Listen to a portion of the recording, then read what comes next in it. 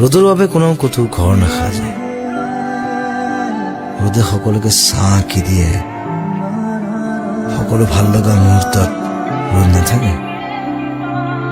সুখ উপভোগ কৰাৰ কাহিনী ৰ'দেই লিখে, স্পৰ্শত ৰ'দ, চাৱনিত ৰ'দ, ৰ'দ শব্দত নাথাকে, অদৃশ্য অদৃশ্য।